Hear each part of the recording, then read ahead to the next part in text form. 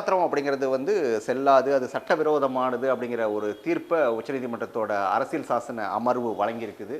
எல்லோருமே வந்து ஒருமித்த கருத்தோட இந்த தீர்ப்பை வழங்கியிருக்காங்க. இதை எப்படி பார்க்குறீங்க? இதை எப்படி புரிஞ்சுக்கிறது?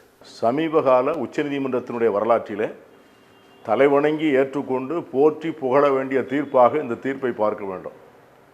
ஒரு ஜனநாயக நாட்டிலே, அதிலும் பாராளுமன்ற ஜனநாயக மரபுகளிலே, தேர்தல்கள் நேர்மையாக சுதந்திரமாக தகுதியானவர்களால் நேர்மையானவர்களால் போட்டியிடப்பட்டு தேர்ந்தெடுக்கப்பட்டு அதன் மூலமாக வருகின்ற அரசு அமைவதுதான் மக்களுக்கு சரியான நலமான அரசாக இருக்கும்.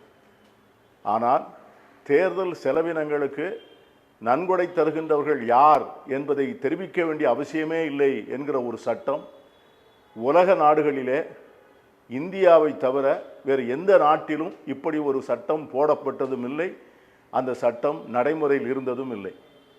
அரசியல் கட்சிகள் எப்படி செயல்படுகின்றன, அரசியல் கட்சிகளை நடத்துவதற்கும் அவைகள் தேர்தலில் போட்டியிடுவதற்கும் யார் பணம் தருகிறார்கள், பணம் தருகின்றவர்களுடைய பூர்வாங்கம் என்ன, அவர்கள் நேர்மையானவர்களா, அந்நிய நாடுகளோடு தீவிரவாதத்தோடு தொடர்பு கொண்டவர்களா, போதைப் பொருட்களை கடத்துகின்றவர்களா, கடன்களை அரசாங்க வங்கிகளிடம் வாங்கிவிட்டு அதை திரும்ப செலுத்தாமல் வழக்கமாகவே கடன்களை ஏமாற்றுகின்ற பேர்வழிகளாக வங்கிகளால் அடையாளம் காட்டப்பட்டவர்களா என்கிற விவரங்களை எல்லாம் பொதுமக்கள் தெரிந்தால்தான் அந்த அரசியல் கட்சியுடைய நேர்மையை நாம் புரிந்து கொள்ள முடியும்.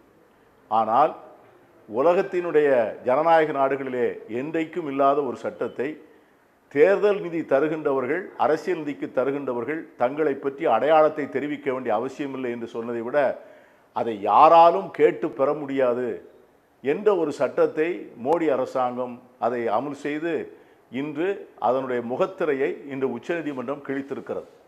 ஊழல் பேர்வழியுடைய முகத்திரைகளை கிழித்து உண்மையான அவருடைய முகத்தை இந்த நாட்டு மக்களுக்கு அடையாளம் காட்டுகின்ற மகத்தான தீர்ப்பை உச்சநீதிமன்றம் வழங்கியிருக்கிறது. வாங்கிய தேர்தல் நிதிகளை திரும்ப கொடுக்க வேண்டும் என்று அந்த சொல்லப்பட்டிருக்கிற அந்த தீர்ப்பு என்பது கல்வெட்டுக்களில் பொறிக்கப்பட வேண்டிய அற்புதமான தீர்ப்பு. ஏனென்றால் ஊழலின் மூலமாக வந்த பணம் ஒரு அரசியல் சாசன சட்டத்திற்கு விரோதமான ஒரு நடவடிக்கையின் மூலம் வந்த அந்த பணம் ஒரு நாளும் சட்டபூர்வமான நிதியாக இருக்க முடியாது. அது ஒரு பொய்யான அல்லது உண்மைக்கு விரோதமான வழியின் மூலமாக சேகரிக்கப்பட்ட இந்த நன்கொடை பணத்தை உடனடியாக திரும்ப தர வேண்டும் என்று உச்சநீதிமன்றம் சொல்லியிருப்பது எதிர்காலத்திலே இப்படி ஏய்த்து பிழைப்பவர்களுக்கு ஒரு நல்ல பாடமாக அமையும். பாரதிய ஜனதா கட்சி சொல்லிட்டு இருந்த விஷயங்கள் அப்படிங்கிறது வந்து இந்த தேர்தல் பத்திரம் மூலமாக கருப்பு பணம் ஒழியுங்கிறத அவங்க சொல்லிட்டு இருந்தாங்க. ஆனால் இந்த தீர்ப்பில் மிக முக்கியமாக சொல்லியிருக்கிற விஷயம், இந்த தேர்தல் பத்திரங்கள் கருப்பு பணத்தை ஒழிக்காது அப்படின்னு சொல்லியிருக்காங்க. இதை எப்படி பார்க்குறீங்க? அதுதான் உண்மை. கருப்பு பணமா வெள்ளை பணமா என்பது யார் கையில் அந்த பணம் இருக்கிறது என்பதை பொறுத்து தான் அந்த பணம் கருப்பாக மாறுகிறது, வெள்ளையாக மாறுகிறது. கருப்பு பணத்தின் மூலமாகவே கொழுத்து பணக்காரர்களாக இருக்கின்றவர்கள் நன்கொடை தந்திருந்தால் அந்த பணம் நிச்சயமாக கருப்பு பணம் தான். ஐக்கிய முற்போக்கு கூட்டணி ஆட்சியில் இருக்கின்ற போது, அதற்கு முன்னர் காங்கிரஸ் ஆட்சி இருக்கின்ற போது அரசியல் கட்சிகளுக்கு வெளிநாட்டு கம்பெனிகள் நன்கொடை வழங்க முடியாது.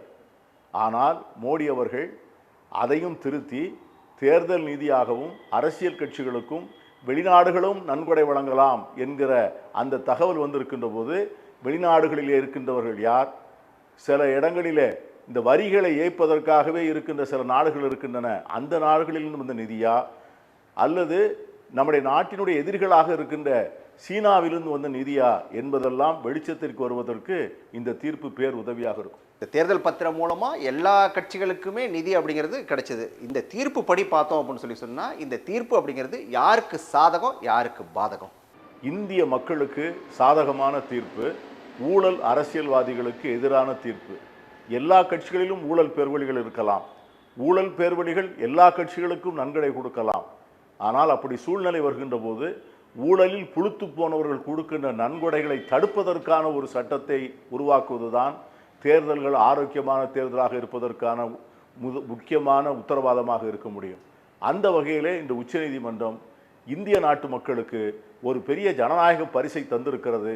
பாராளுமன்ற ஜனநாயகத்திலே இந்த தீர்ப்பு எதிர்காலங்களிலே தேர்தலும் அரசியல் கட்சிகளும் நேர்மையாக செயல்படுவதற்கான வாய்க்காலை திறந்து விட்டிருப்பதாகவே நான் கருதுகிறேன். உடனுக்குடன் செய்திகளை தெரிந்து கொள்ள சன் நியூஸ் பெல் ஐகானை கிளிக் பண்ணுங்க.